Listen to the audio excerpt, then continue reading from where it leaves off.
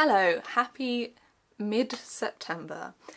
I've been taking far too long to film and edit my wrap-up videos, and I really feel by this point in the month no one is up for a half-hour video about everything I read in August.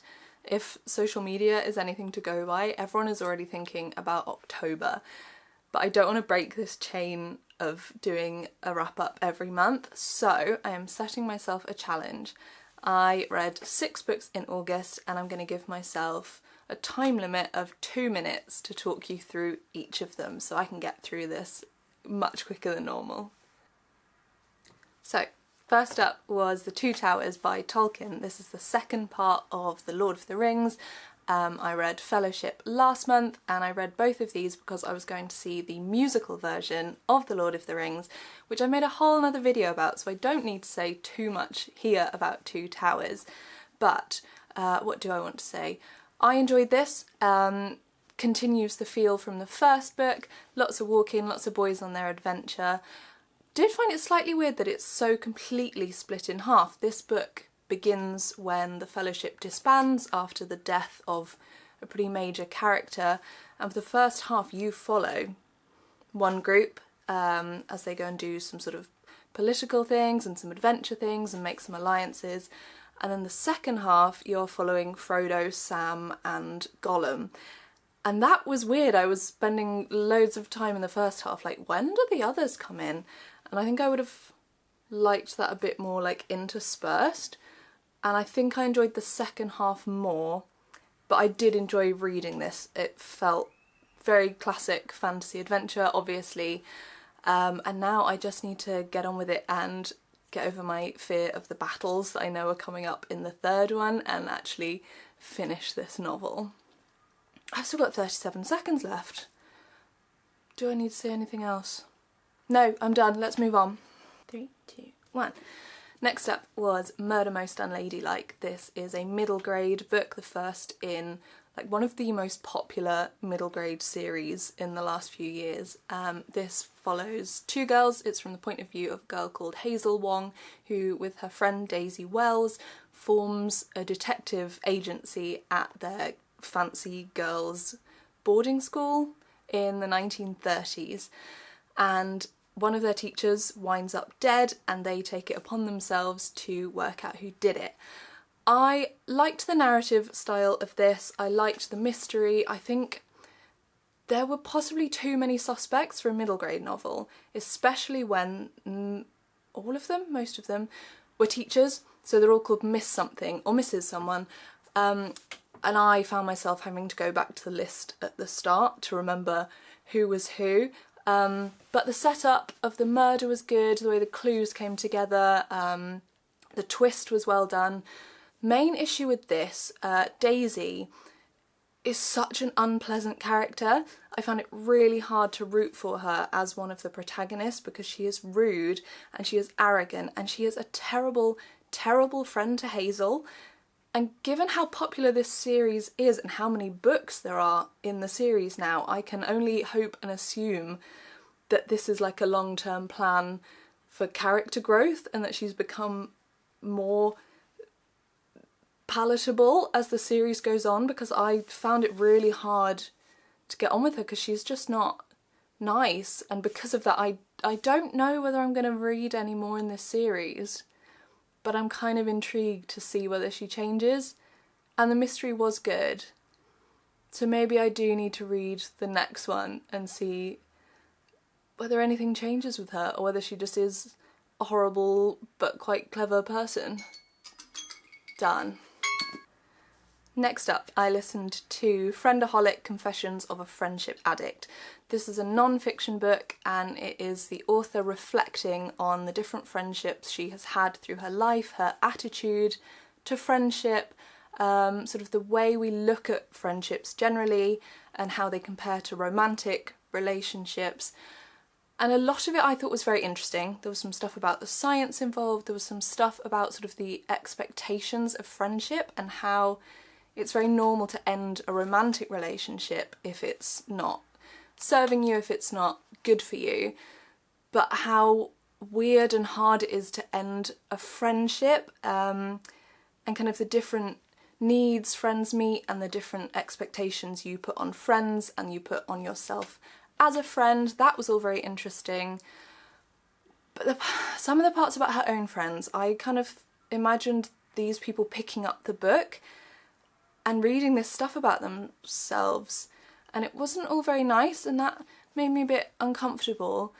And parts of it, where I was listening to it, I found myself just kind of not coming back to it for a few days, so something about it wasn't fully grabbing me, but it did make me think a lot about friendships and the different friendships I've had and how to approach new friendships in the future.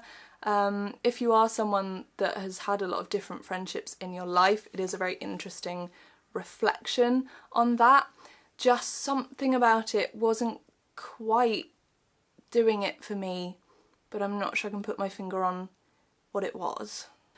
And then I read All the Crooked Saints. This is, I think it's a YA novel, but it didn't read that much like one. It could have been an adult novel. This is set in the desert in Colorado, where we meet a family, a very large family, who all have kind of unusual interests and abilities. Felt a little bit like Encanto, but not for kids. This family can perform miracles, and one of them is appointed the saint, and people become pilgrims, go to the saint, who performs a miracle that comes in two parts. The first part reveals this person's darkness, and the second part takes place when they work out how to deal with that part of themselves and how to sort of heal themselves of whatever they are dealing with or whatever they need to change. And the story centres mostly around three young-ish cousins in the family, one of whom is the current saint, and some of the pilgrims who have come to try and sort themselves and their lives out. And I liked the premise of this one, but I thought the narrative, the prose was maybe a little bit convoluted. Some of the metaphors and stuff were a little bit much for me. The pacing maybe dropped in the middle, but this concept of people being physically shown like the embodiment of the thing they most need to change about themselves or the thing they most need to deal with, I enjoyed that. Just maybe like this story written in a slightly different way I would have enjoyed more, but I am glad I read this one. I finally got round to reading This Is How You Lose the Time War, which everyone has been talking about. This is a very short little novel. It's kind of a literary sci-fi set in a war that spans not only worlds but also runs through time, and we follow two agents who work for different sides of this war. They travel to different places and they travel backwards and forwards through time, assassinating people and changing events to set the future in motion in a way that serves whatever their side is trying to achieve. And in the midst of this, they start writing each other letters, leaving each other notes in strange places, and it turns into a romance. And that as a setup I found so exciting, and I still think it's a brilliant concept. This book made me feel really stupid. The number of words I had to Google and sentences I had to read multiple times, and I got to the end and I didn't really know fully what had happened or how I felt about the book in general, and on reflection that's still where I'm at with it. Undoubtedly these two authors are incredibly clever people and they had a brilliant idea, and there were parts of it where I was like, wow, yeah, that's beautiful, that's why everyone's talking about this book. But some of it I was like, is there not a simpler way you could have said that? And I think this is so short. I would have liked to read it as a full-length novel where we got to fully understand what was going on. Maybe that's not what they wanted for it, but I'd have read this as a full-length novel where I actually got to make sense of what was going on. And last up, I listened to The Psychology of Time Travel.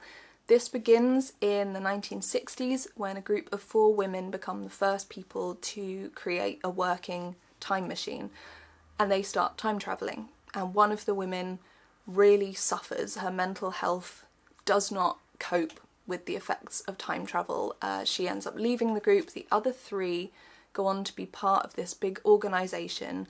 Time travel becomes a whole industry. They recruit people. People are time travelling for espionage and business, and it's this whole thing.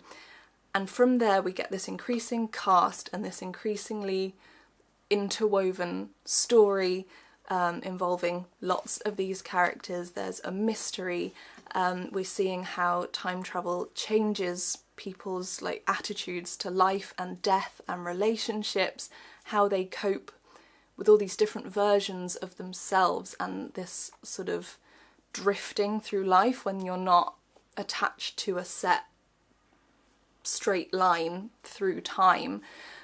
And for the most part I really enjoyed this. All the characters were really diverse. There's queer romance, there's lots of women doing things and achieving things, which is always nice to see. There's a mystery, and I loved all of that. I just think there were maybe too many characters whose points of view we got to see. I'd have liked it kind of streamlined so we stick with 2 or 3 points of view and meet these other characters when they're relevant. We kind of jumped around through the chapters, and when time travel already makes a story quite complicated, especially listening to it, I was having to be like, wait, no, who is that? And what year are we in? And what has happened and what hasn't happened yet? I just think it maybe got a little bit overcomplicated, and that kind of took me out of the bits I was enjoying. And that was August. That was so much quicker to film. That normally takes me like an hour and I'm done in 20 minutes. So this is great. Maybe this is how I'll do it from now on. Unless I look back at this and I'm talking 800 miles an hour and don't make any sense. We will see. Hopefully this means I will be back with my September wrap up when it's not that far past September. That would be fun. In the meantime, happy reading, happy almost autumn. I don't really want to let go of summer, but part of me is kind of ready to be cosy.